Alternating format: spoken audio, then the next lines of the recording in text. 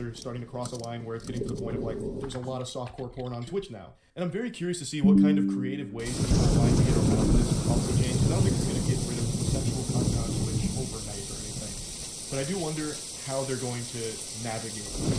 I do think it's always going to be prevalent on Twitch because that content is so popular. There's so many people on Twitch. There's clearly a huge market for people digesting that kind of content. There's also very notably been this feeling that Twitch has been bending over backwards to update the site rather than ban the handful of users who were constantly pushing the boundaries of a creator such as Mordpie, for example. I showed some of her stuff earlier, but she's a pretty large streamer. She's well known for pushing what's acceptable. But the last ban was on implied nudity, which was something that she excelled at. Well, she was hardly the only person doing it, she kind of became the face of that. The general feeling is why we saw reactions like, you know how we solve all this? Just DM all the people who you know are causing you to keep elaborating on rules. So just tell them, you know what you're doing, knock it off or get deleted. But already we've seen a lot of conversation shift to more questions, and it may even give us a little insight into what the new meta will be. People asking things like, are feet considered intimate? Also, some worried about specific unintended consequences from this. As a 3D modeler, I raise this question because when one is working on a 3D model, sometimes such focus is required because you're shaping it into what it is intended to be. People also question, what is a prolonged period of time? But ultimately, we're going to have to wait to see what this crackdown does, how the meta changes, how people define how it kind of sits on the line of nature. So I guess we'll wait and see what the next loophole will be. I'd love to know your thoughts on this. And then we got to talk about some of the big updates with that whole Francis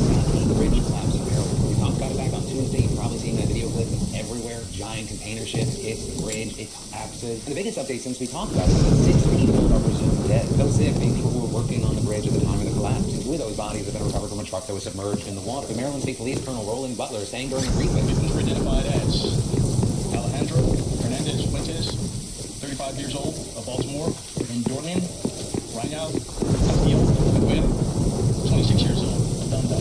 The reports noting that those 2 came from Mexico and Guatemala. Both of those countries' governments, as well as the governments of El Salvador and Honduras, confirming their existence were among those missing. But it'll also likely be a bit longer until more victims are recovered, with Butler explaining. On the conditions